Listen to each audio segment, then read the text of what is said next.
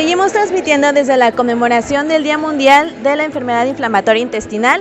En estos momentos nos encontramos con una de las integrantes de la mesa directiva de la Asociación Mexicana de Gastroenterología, quien es la secretaria de Relaciones, la doctora Rocío Zavala. Sí, Mónica Rocío Zavala, buenos días, muchas gracias por acompañarnos y estar presentes en este evento. Doctora, muchas gracias. Doctora, nos gustaría empezar esta entrevista preguntándole sobre la importancia del día, pero desde su punto de vista, por favor, de la conmemoración de la enfermedad intestinal inflamatoria, por favor. Gracias. Este padecimiento ha incrementado su diagnóstico, la frecuencia en la que lo diagnosticamos, porque hay que pensar en él, hay que tener en cuenta que existe.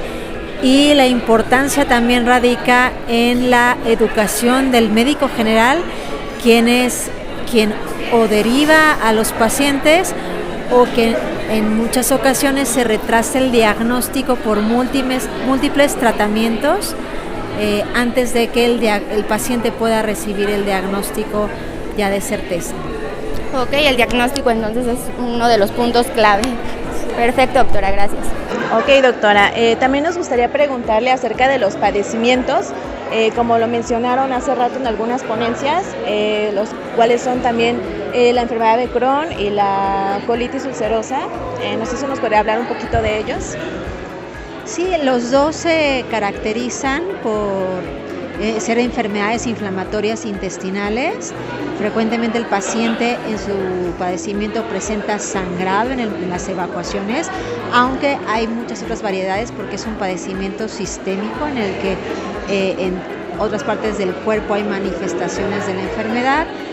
Estas son las principales: colitis ulcerosa y enfermedad de Crohn. Y de acuerdo a la extensión del padecimiento, la pared que tanto está involucrada son las diferencias principales. Okay. Y también la frecuencia, como vimos ahorita en las sesiones, pues puede variar de acuerdo a los lugares del país. A veces pensaríamos que la enfermedad de Crohn es poco prevalente en nuestro país, pero hay que pensar en ella y vemos cómo esta frecuencia ha incrementado en los recientes estudios epidemiológicos. Ok, doctora, muchas gracias.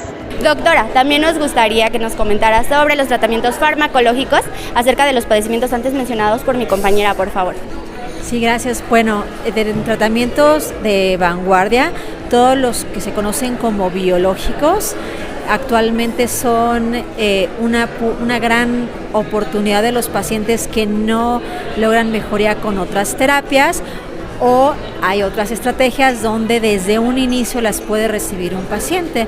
En el país, afortunadamente, cada vez contamos más con estas terapias biológicas y bueno, en los congresos internacionales cada año tenemos nuevas moléculas, estudios.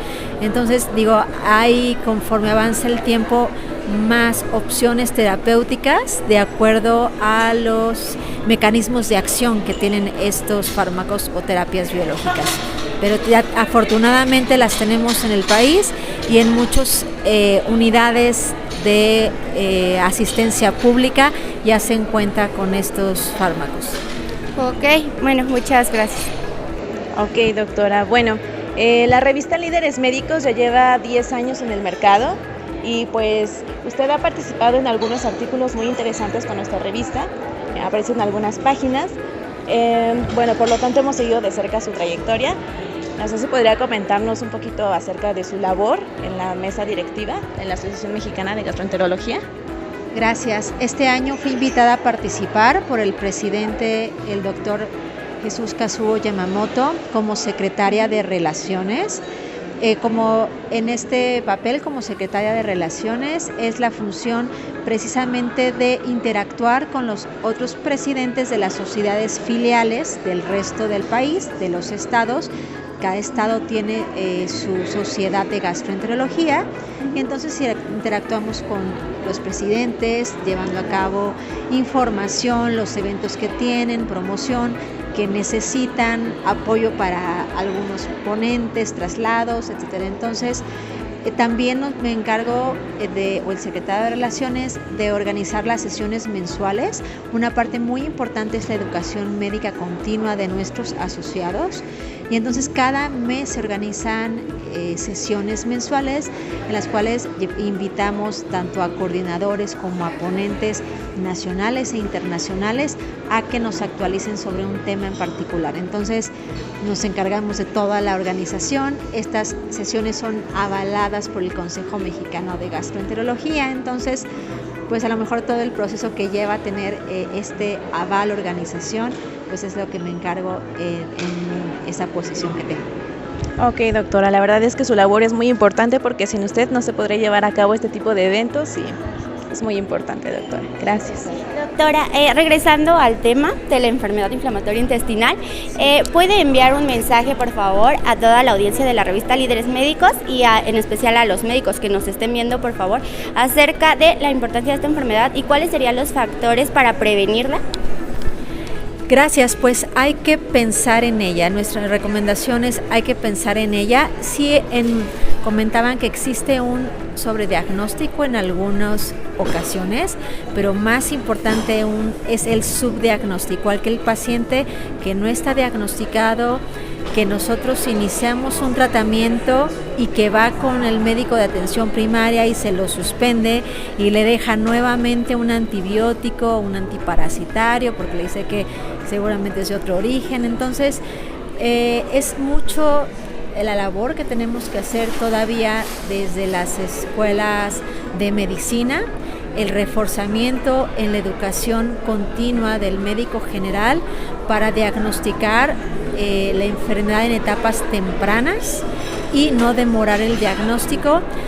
Me encargo también yo mucho del área de nutrición, entonces que prevenir que los pacientes no inclusive ya lleguen con un estado nutricional deteriorado, desnutrición, precisamente por este diagnóstico tardío, y más aún este padecimiento también es frecuente en niños y es lamentable que lleguen niños a buscar la atención porque tienen diarrea, han presentado sangrado, les han dado múltiples antibióticos, tienen una talla baja y desde ahí pues no se ha ocurrido pensar en la posibilidad de este diagnóstico y el envío oportuno al especialista.